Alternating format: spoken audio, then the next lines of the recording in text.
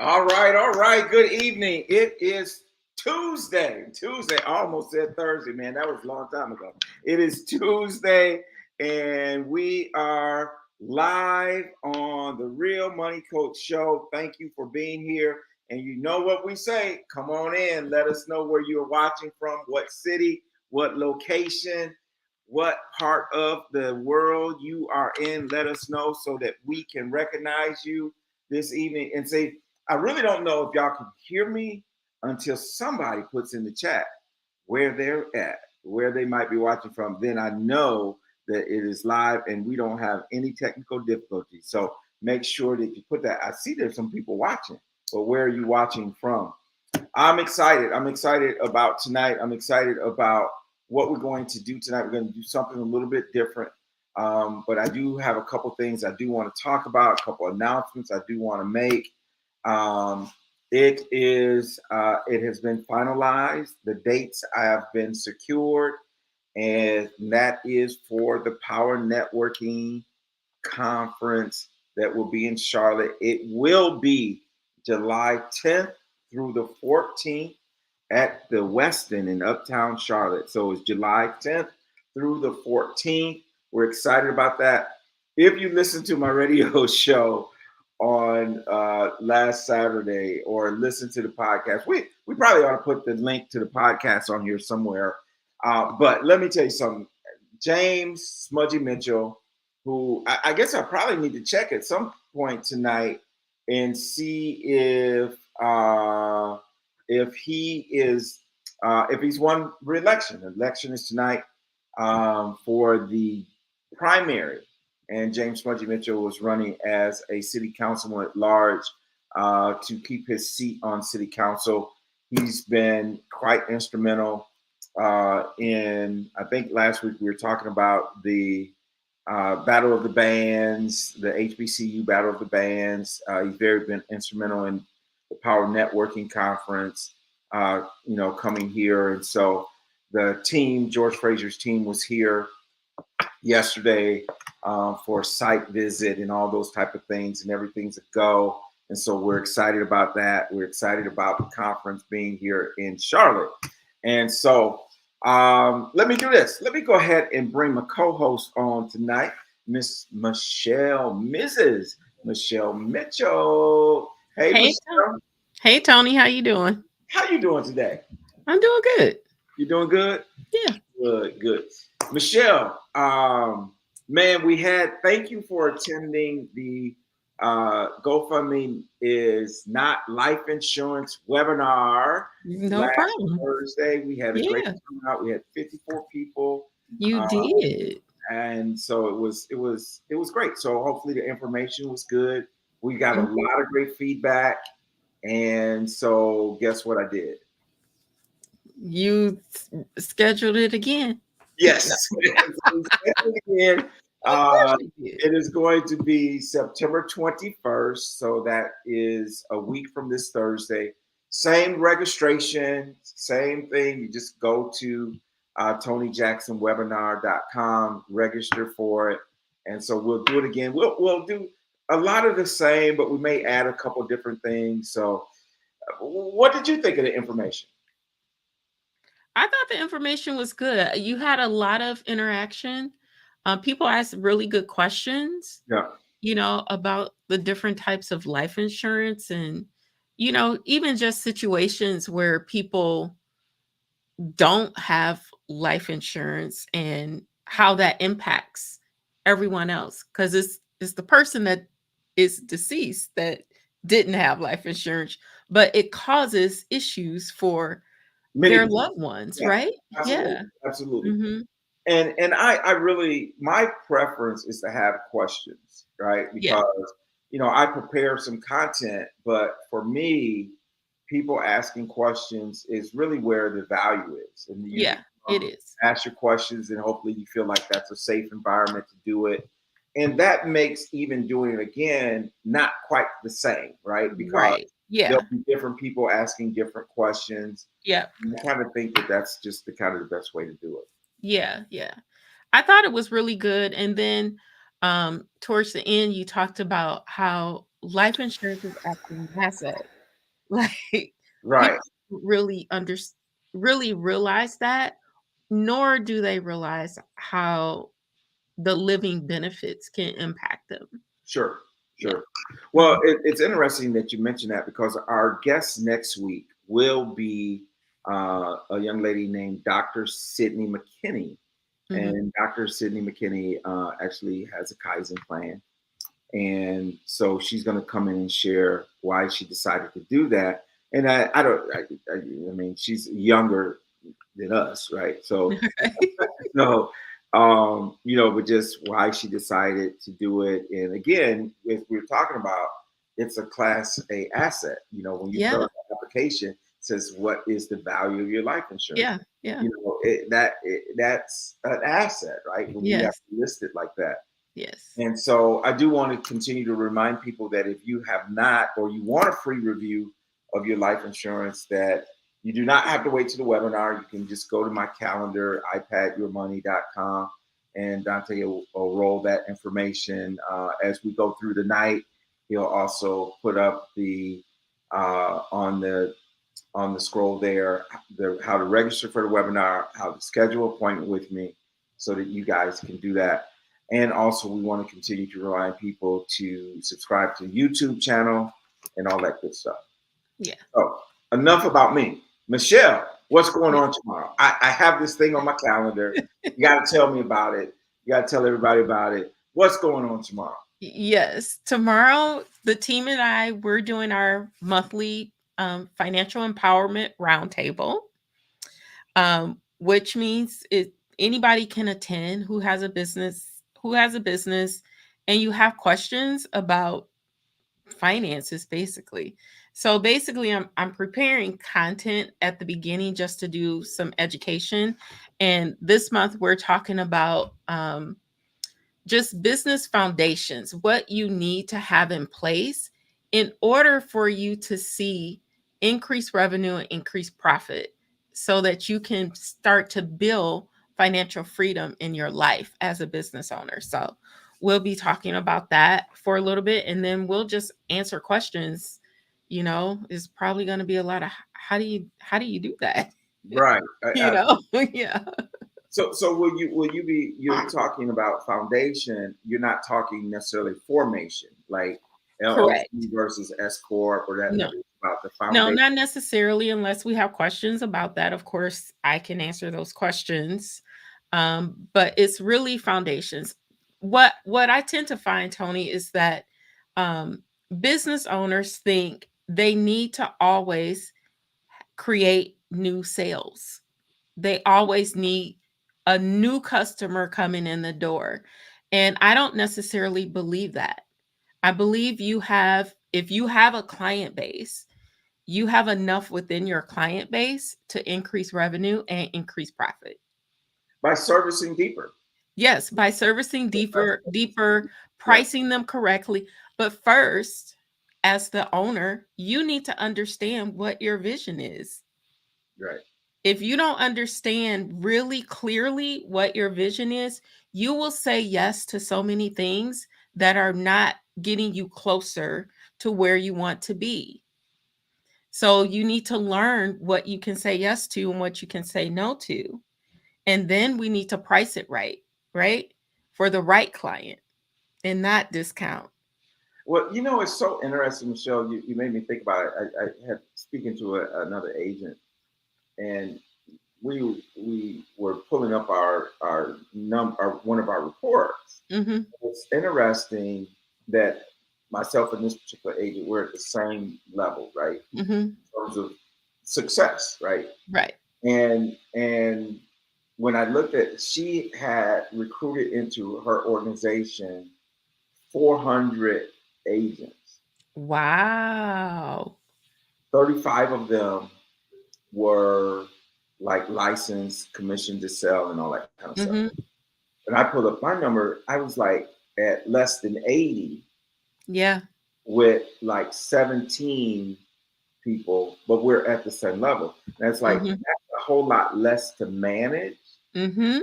You know what I mean? For the Yeah. same result. for the Now, same result.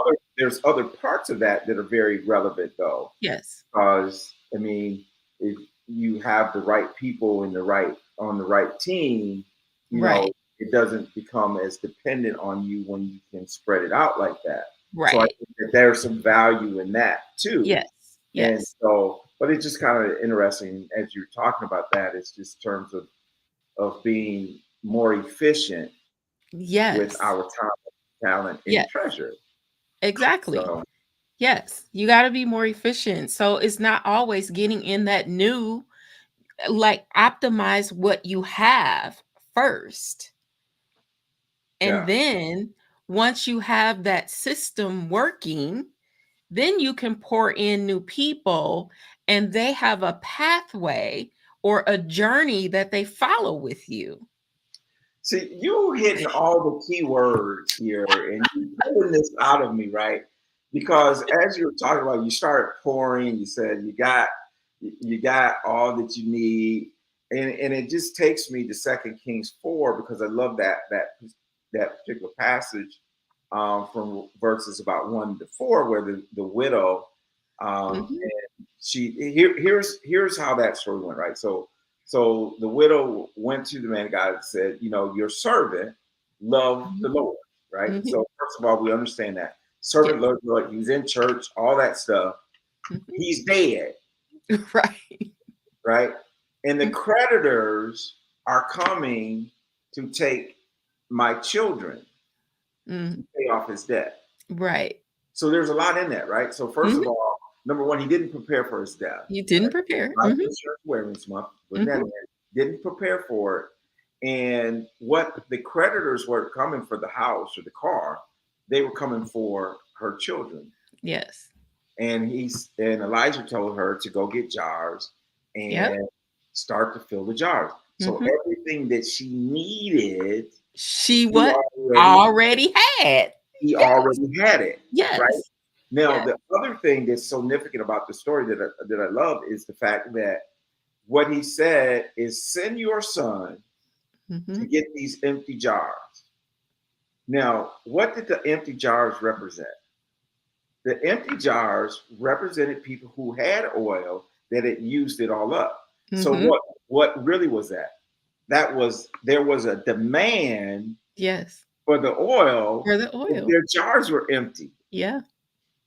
And so as she brought in the jars and they started pouring the oil, you just said pour, made me think about it. They kept pouring oil and then took that oil out into the marketplace.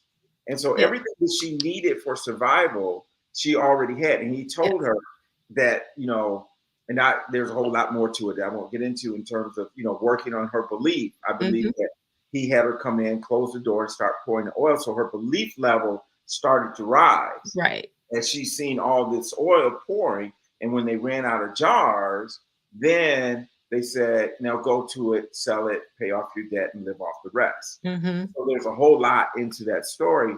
Yes. Um, but I love it because I read in it so much is that everything that we need is already in the house. It's already there. It's already there. It's So already there. it's Yeah. just a matter of utilizing Mhm. what God has already given us. So Yes. you have talent, Yes. have a business, you have all these things inside of you. Mhm. And the reason you need a business coach, the reason you need a coach is to help pull out of you what's Yes. already been planted inside of you. Yes. And so I think it's pretty awesome. Yes. It's awesome. So that's what we're going to be talking about tomorrow. So, Awesome. Well, I will be there. I'll be tuned in. yay. And so I'm looking forward to it. And so let's make sure that we also do this. Let's make sure. I Where will. everybody at tonight? I don't know. Ain't nobody said anything Ain't tonight. nobody said nothing. Oh, I mean, they just all quiet. So I am going to copy this. Yeah. So that session tomorrow is free. Right, there it is. So It's free. there's the link for the free session tomorrow in the chat. So make sure you join into that. Hey, So Kimberly. did we get somebody there? Did somebody say? Kimberly. Kimberly, thank you, Kimberly, for letting us know that we ain't talking to ourselves, right? Right. So we see the number, but it's nice to have somebody say hello. So Right. thank you, Kimberly. Michelle, what I want to do tonight, in light of this being Oh, there they go. there, okay, there we go. All right, there we go. In light of it being Life Insurance Awareness Month, is way back when we started in 2000. Thank you, Pamela. There we go. They called it. I There had you go. a friend, a colleague, if you will, named Eugene Mitchell, and he wrote this book, and Mhm. it's called Closing the Racial Wealth Gap. This was in 2020. He was on our show and did such a marvelous job. He was the second multiple guest that we had. You were the first. Right. You hold that place, right? You were I the know. only person that was asked to come twice Right. at that time. We've had so many people since then, and he did a 3-part series on closing the racial wealth gap. In particular, he's with New York Life, and he was heading up a project where there was a drive to add $50 billion of wealth to the Black community through life insurance. Okay. And so, what I want to do tonight is we're just going to go back, and we're going to go back into the vaults, and this is going to be you know how they have Throwback Thursday. This is Right. Throwback Tuesday. Throwback Go Tuesday. back, and we're going to look at this interview with Eugene Mitchell because I think it was rich in content. And so we're going to play that, and then we're going to come back. And if you guys are watching, just put your questions in the chat or what have you, and we'll just answer some of your questions before we close out. Okay. So Dante, we got it queued up. You ready?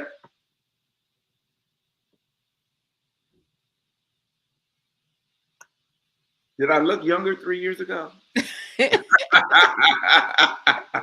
Well, Well, there it is. There There it it is. is. Good evening, everybody. I'm so excited to be with you.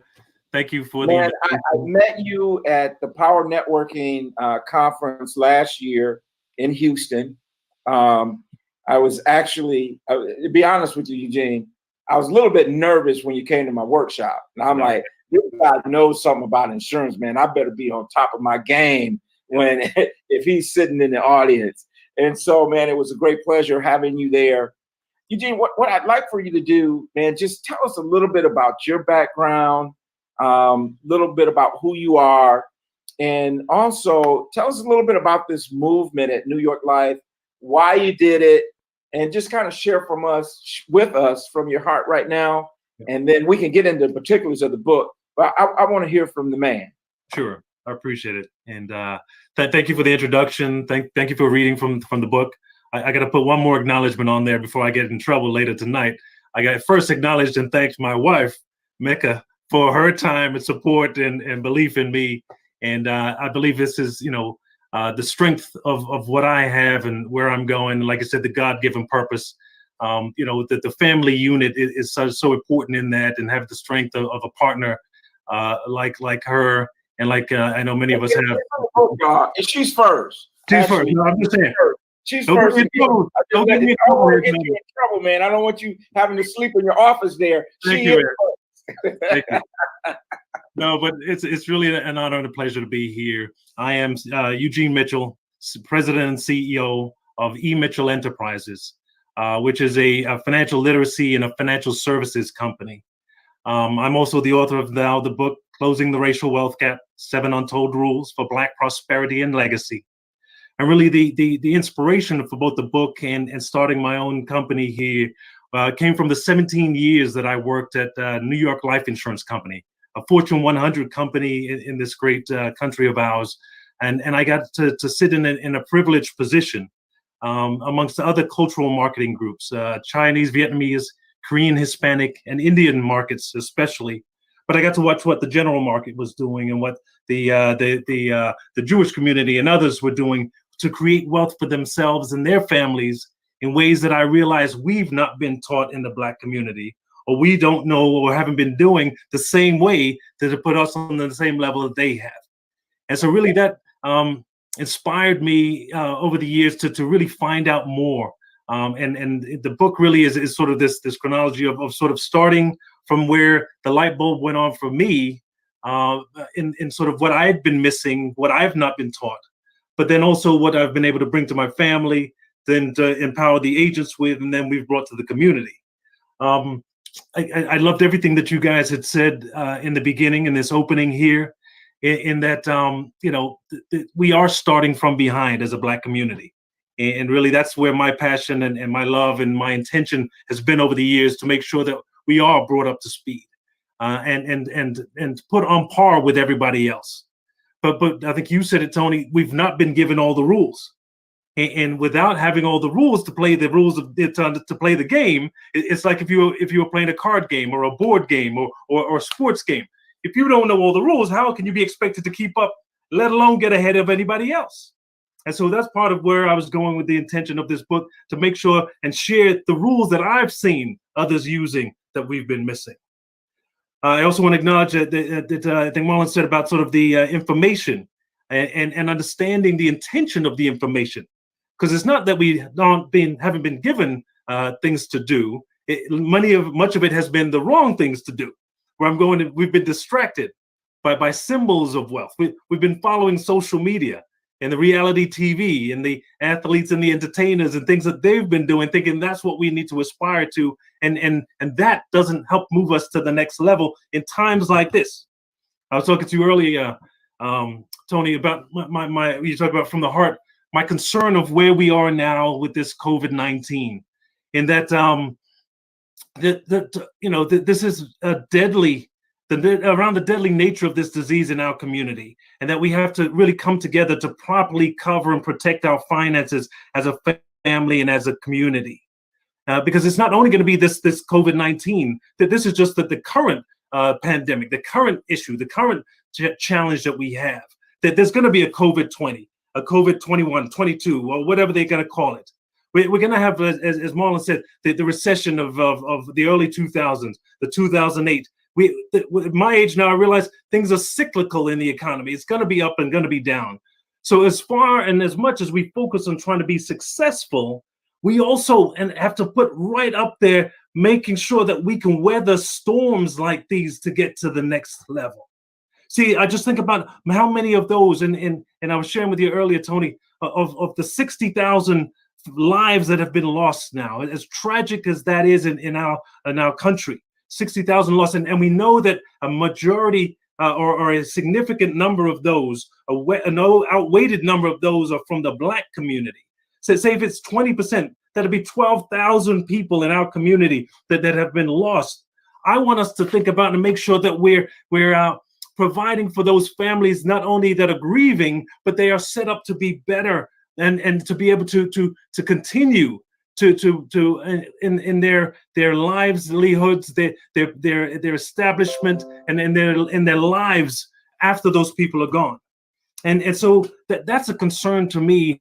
And the passion is heightened on the use of this tool, that the company that I came from, in how that we can make sure that we're ensuring ourselves to ensure the future. That's number two of the rules, to position ourselves, but that we're also learning the best practices.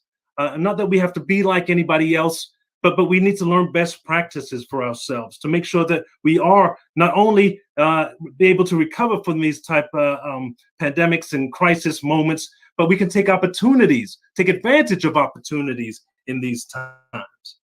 See, as I'm sure as you did, you were watching the news when they said the stock market was coming down, and it got down to 18,000, and folks were talking about this is a time to buy. There are people out there who have positioned themselves now to take advantage of opportunities. That as people are losing homes, they have to close and shut up businesses, that they can step in to take over. This is what I think Marlon was talking about, making sure that we have an action plan, a plan in place. The plan has to be, like I said, to get wealthy, to make sure that we're doing it correctly, that we're providing for the storms that are coming, and that we can position for our opportunities. Really, I think that's the definition of wealth for me. Wealth is, the technical term, the assets minus the liabilities. Your home, your 401k, your investments, minus all the debts, the mortgage, the credit cards, the bills, the associated liabilities and loans to those, and what's left over. This pool that we pull from there is really your wealth. That's the net worth, your wealth, because from that pool you can take advantage of opportunities, and then you can adequately recover from emergencies. That's why I really put the time and effort into writing this book, because I want us to understand from where we came, and understand what it is that we need to do to make sure that we're maximizing that wealth, because that's what I realize other communities around us have been focused on for so long. I want to touch on, because in the book I go through the cause of the wealth gap. And I know people wrote in, and you guys mentioned some things there. What I've chalked it up is two contributing factors.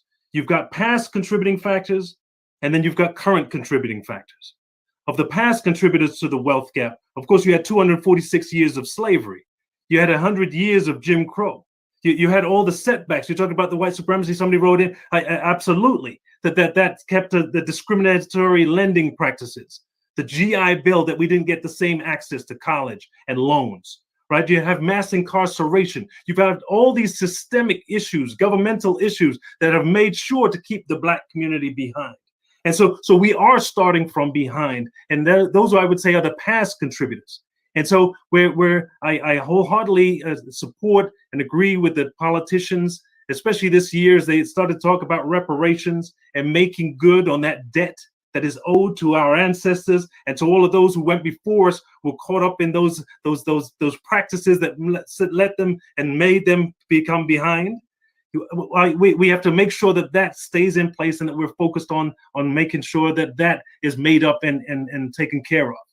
But I also agree with Marlon that there's a personal accountability and responsibility that we have to take on today. And in the book, I talk about 5 current contributors to the wealth gap. And when I think about our plan, what we're doing to make sure that they're working towards those 5 particular things. The first would be home ownership. So for most families in America, the home is the largest wealth asset that we have. When the white community has 72% home ownership and we have 40%, that alone is putting us on a different path.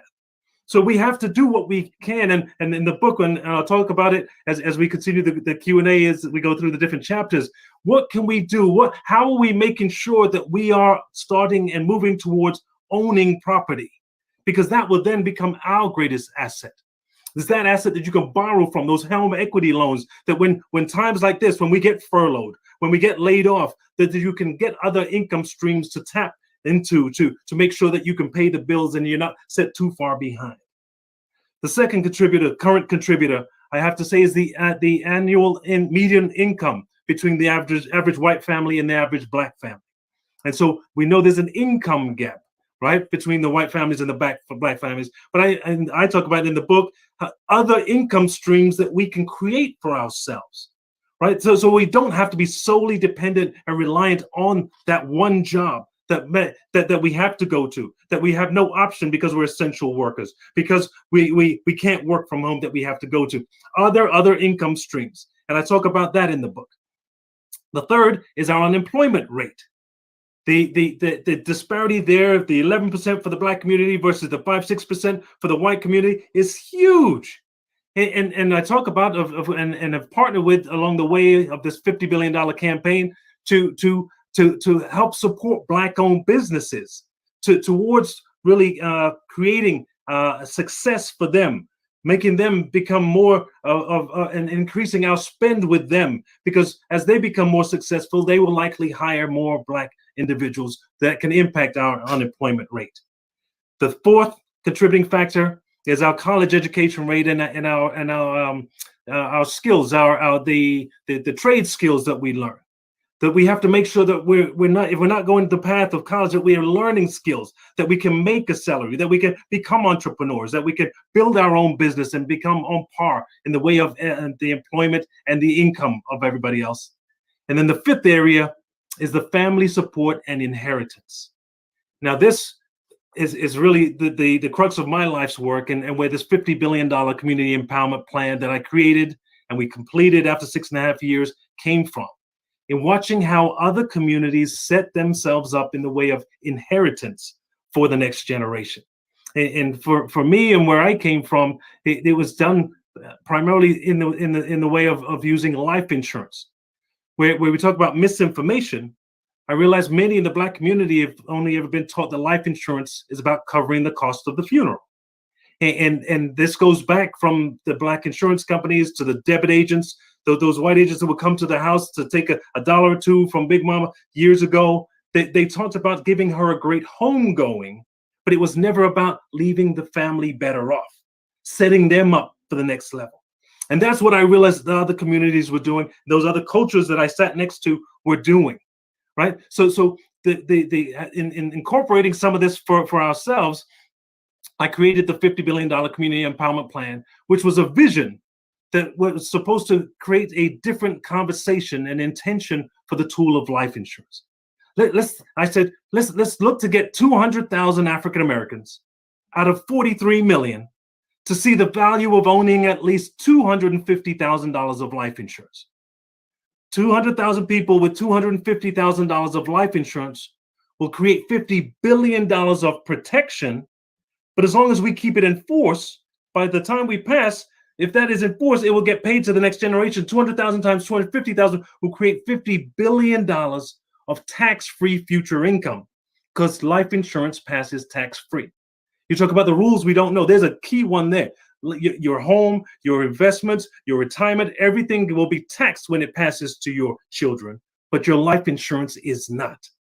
So think about what that means to create $50 billion for our community. That's just on 200,000 families. So think about the friends, the families, and the businesses of 200,000 African Americans.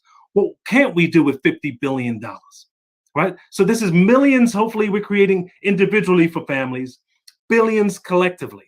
Now we can talk about steering those billions to making sure that we support our Black-owned businesses. Think about 50 billion being siphoned and channeled through Black businesses, back to the Black church, right? Back to the organizations and institutions that we love, the charitable giving, the endowments that we create. So this was just one campaign using this tool that I've seen others do. And it took us 6.5 years, those 1,500 Black financial advisors that I led at New York Life, but we got the job done. There's no more than 50 billion on the books now at New York Life for the Black community by the Black agents.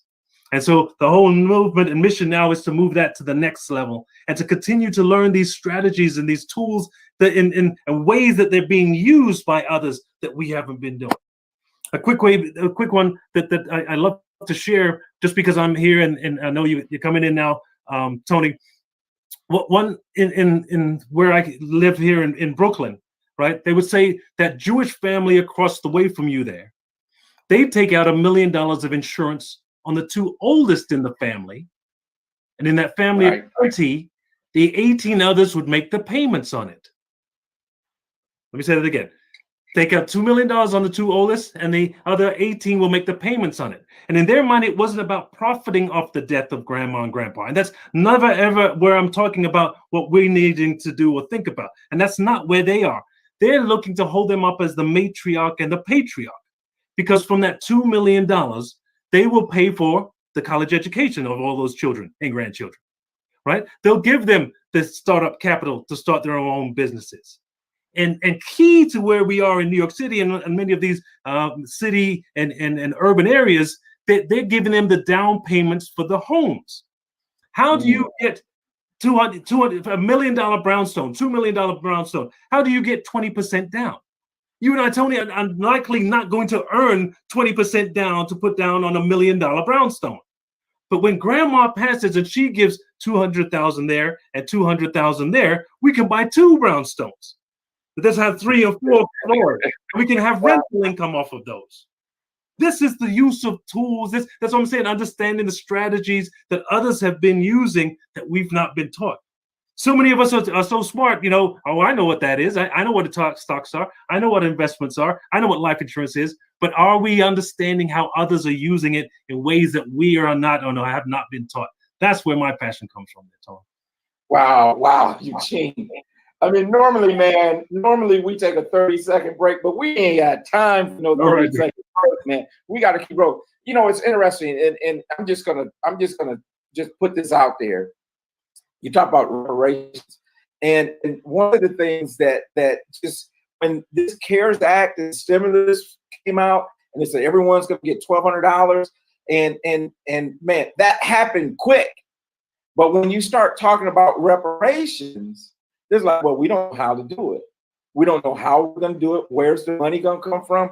It's a matter of priorities. That's right. And that's really, I wanted to just say that. And, you know, perhaps that's something we'll talk about on a future show. Yes, but wow, this is awesome information. And you said so much there, man, in terms of, you know, how we can pass from generation to generation and it be passed tax-free.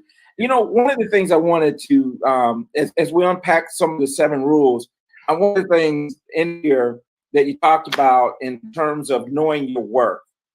Knowing your worth was rule number 1. Yes, sir. And you talked about even slave owners had insurance policies on slaves. Yes. And what I love about what you said there is that if you were to that in present dollar figure, what would that look like today? Right. So I always say that we're multi-million-dollar assets to ourselves and our families, right? I think the example I gave was a slave owner. There's been donations to the Schomburg Center here in New York City, the public library here, of some of the original slave policies. And they were taking out $500 on the life of an acclimated slave. So acclimated mean they're following directions, that they were basically broken and trained to do what they were supposed to do, but $500 on their life. And to your point, if you multiply that over the last 400 years, that's well in excess of $2 million that they recognize our value to be, right? As the contribution to what we do, not for what we buy, not for what we consume, but what we can produce, what we could build, being contributors. And so where I go in the book is understanding our value and our worth as leaders and contributors and builders for our families and our community.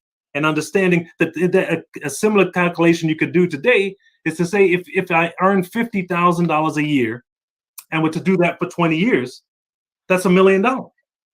And so if you earn more, you work longer, that's multi-millions that you will earn in your time. So doesn't that make you a multi-million-dollar asset? If you don't make it home tomorrow, right, that means there will be millions of dollars that your family won't receive. When you talk about another Black man getting shot, another one going to jail, we talked about the Black Lives Matter. Yes, they matter. But I was asking the question, what's a Black life worth? Right? Because once you start recognizing your value and your worth, I'm hoping that we're going to start talking and treating our own selves differently, then have a different expectation of how others will take care of us. But also that we'll put something in place to make sure that if anything does happen, that the family won't be missing that $1 million. You talk about 1 million Black men in prison, in jail. You know, that's 1 million Black men not making $1 million over the next 20 years. Think about the impact that has in our community, man. Right, absolutely. And then not to mention how hard it is, you know, when those things are happening to sometimes get insured and that type of thing. And so it really just brings to the point that, you know, that $25,000, $50,000 policy, we're worth much, much, much more than that. Much more than that. And in rule 2, you're talking about insure yourself, insure your future. But I want to get down to rule 3 because we don't have time to go through each one. Say again? So rule 3, we have the wealth pyramid in rule 3. And the rule 3 says this: you can't earn your way to wealth. Unpack that just for a minute for us. Sure, man. So if I may, though, just because I think it ties into this COVID situation and conversation, to insure yourself to ensure the future, right? If we said could be 10,000, 20,000 African Americans have passed away because of COVID just over this last month. Like you just said, if we talked about if those individuals were insured, would say that $250,000 was the target for the campaign that we had. That would be 10,000 people with $250,000 of insurance would create $2.5 billion going back to those families that have been left now. So think about the grieving, that the triumph. So not only the tragedy, but the triumph in that tragedy, because the families could go on, right? That they could pay the bills, that they would be able to make sure that the kids could go on to college, that the widow or the widower could grieve properly. That I just think, and want us to now, before we move on, think about the risk that we all face if we have higher health issues, conditions, if we're in these emergency jobs, if we are unable to distance, then we have to buy life insurance now for our families. We are at a higher risk. I want to put that out there before we move on, because I think this is the protection and the foundation that we have to build from. If the head of the household or somebody doesn't make it home tomorrow, if we die because of COVID over the next 2-3 months, the impact on the family is going to be significant, right? And if you get the disease, you will be uninsurable. So now is the time to do it. You can buy a cheap term policy, for 5 years or 10 years. If you do $50,000 for a $500,000 policy, $100 for $1 million policy. I just want to put it out there in this conversation today. The time that I want everybody to buy a life insurance policy and get your risk taken care of. If we have a higher risk in the Black community, let's cover the risk and make sure the insurance companies make sure to pay us off in case anything happens to us. I just want to blow that.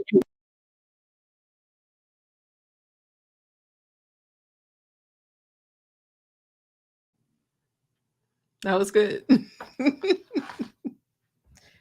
You're on mute.